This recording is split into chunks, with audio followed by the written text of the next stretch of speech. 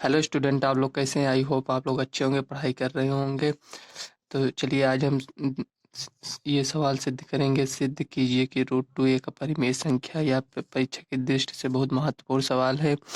ये सवाल आपको 2 नंबर देगा। अगर आप ये सवाल लगा लेंगे तो समझ लीजिए परीक्षा में ये आपके 2 नंबर कन्फर्म है। ये हर साल पेपर में आता है।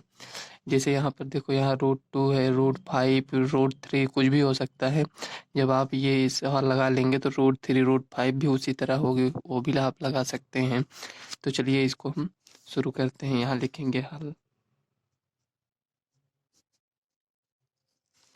देखो, हमें यहाँ रूट टू एक अपरिमेय संख्या सिद्ध करना है, तो हम इसका पहले विलोम मानेंगे। माना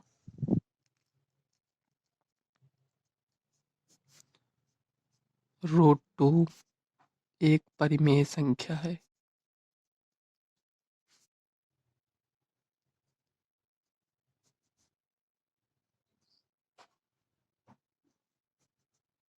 ये हो गया आपका रूट टू एक परिमेय संख्या है।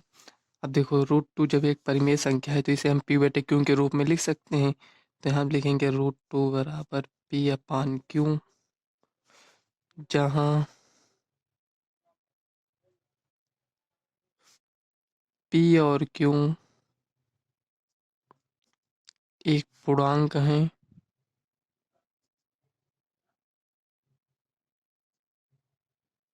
इस तरह लिखेंगे। और क्यू नॉट इक्वल 0 एक पूर्णांक है। क्यू नॉट इक्वल 0 तथा पी और क्यू सहभाज्य संख्याएं हैं। पी और क्यू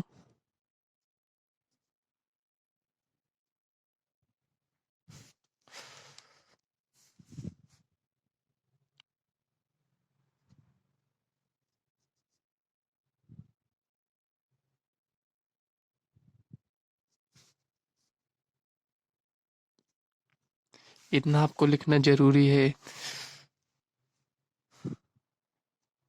नहीं तो सवाल अधूरी मानी जाएगी। देखिए, ये इतना हो गया। तो अब इसमें हम लिखेंगे दोनों पक्षों का वर्ग करने पर।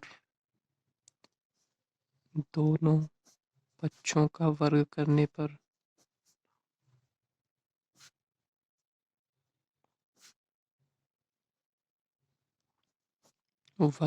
पर हो गया। तो रूट टू का वर्ग कर देंगे बराबर पी अपान क्यू का होल स्क्वायर। ये हो गया। अब देखिए, यहाँ पर रूट टू का स्क्वायर करेंगे तो 2 हो जाएगा, मतलब रूट हट जाएगा, बराबर P square upon Q square. ये हो गया। देखिए, इसको इधर लेकर आएंगे, 2 क्यू स्क्वायर बराबर पी स्क्वायर। अब देखिए हमें क्या दिख रहा है यहाँ। ये जो 2 है, अगर हम इसको इधर लेकर आएंगे तो ये पी स्क्वायर को विभाजित करेगा। जब 2 पी स्क्वायर को विभाजित कर रहा है तो ये पी को भी विभाजित करेगा। मान लीजिए यहाँ कोई संख्या है, यहाँ मान लेते हैं 4 का स्क्वायर है, ठीक। 4 का स्क्वायर 16 होता है।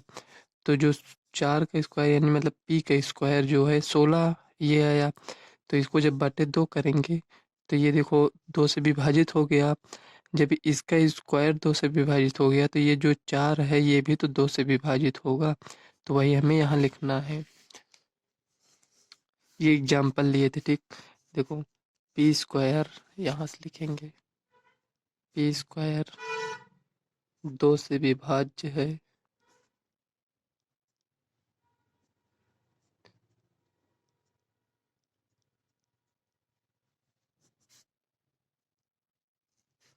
अतः पी भी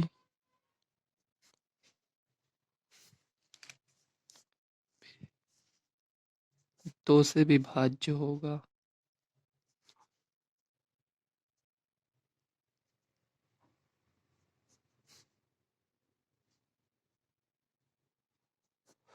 अब देखो यहाँ, अब ये p भी 2 से विभाज्य, जब 2 से विभाज्य होगा तो कुछ ना कुछ तो आएगा ना। जो देखो, जैसे 4 है, 2 दूनी 4, ये 2 आया ना।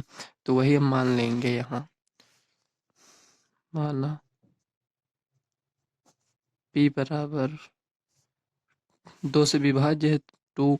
मान लो ये जो ये जैसे ये 16 है, इसको 2 से काटे तो 8 बार गया ना। तो अब इसमें हमें नहीं पता है कितनी बार जाएगा, 1 बार, 2 बार, 5 बार, 10 बार। तो इसे हम यम मान लेते हैं। ये हो गया। इसको हम समीकरण 1 मान लेते हैं। अब इसका मान हम समीकरण 1 में रखेंगे। p का मान समीकरण 1 में रखने पर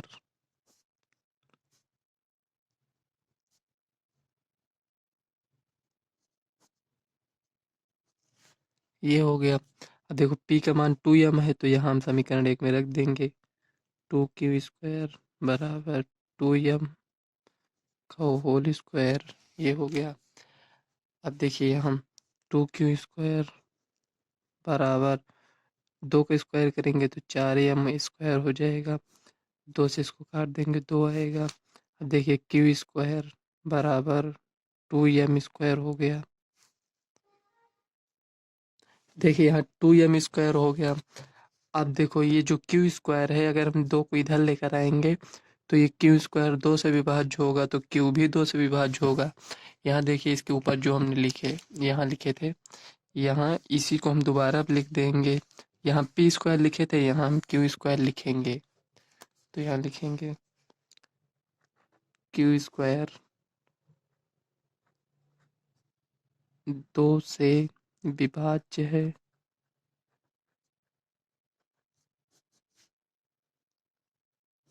अतः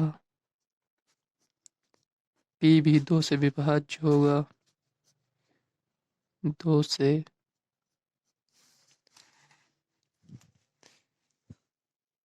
विभाज्य होगा। ये हो गया। तो देखो यहाँ p भी 2 से विभाज्य होगा।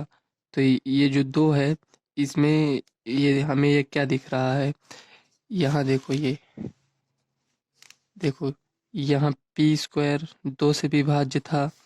और यहाँ देखिए q² भी 2 से विभाज्य है, मतलब जो दोनों पूर्णांक माने थे वो दोनों संख्याएं 2 से विभाज्य हैं। लेकिन इसके पहले हमने ये लिखा था क्वेश्चन में, p और q सभाज्य संख्याएं हैं, मतलब इसका HCF 1 आना चाहिए, मतलब कॉमन नंबर 1 होना चाहिए। तो इसमें देखो यहाँ तो 2 आ रहा है, यहाँ ये देखो 2 इसमें भी आया है कॉमन, और 2 इसमें आया है। तो यहाँ हम लिखेंगे अतः अतः p और q का p और q का उभयनिष्ठ गुणनखंड 1 आना चाहिए, लेकिन इसमें 2 है। 2 का मतलब कि ये 2 आ रहा है, 3 भी हो सकता था, यहाँ 3 से विभाज्य तो 3 हो जाता। तो यहाँ लिखे p और q का उभयनिष्ठ गुणनखंड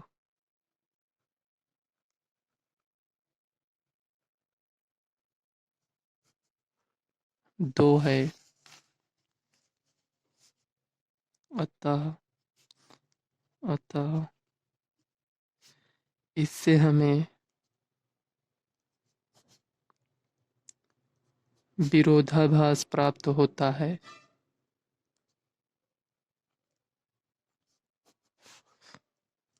प्राप्त होता है।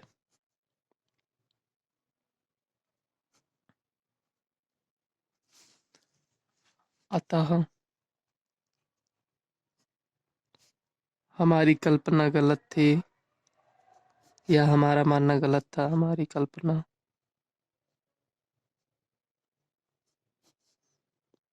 गलत थी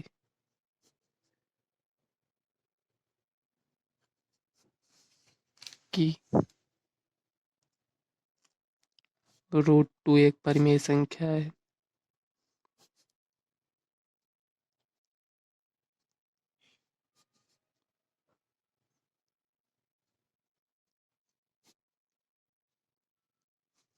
या हम लिखेंगे अतः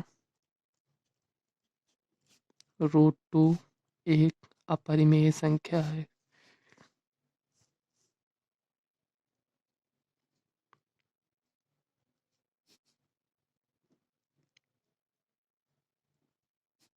ये हो गया आपका इसी तरह आपको लगाना है, ये देख लीजिए।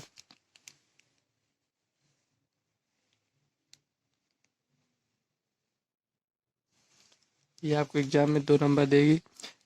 तो आशा करते हैं आपको ये सवाल समझ में आई होगी फ्रेंड्स। अगर वीडियो आपको अच्छी लगी तो वीडियो को लाइक और चैनल को सब्सक्राइब कर लेना, क्योंकि आपको आने वाले वीडियो का नोटिफिकेशन मिलता रहे।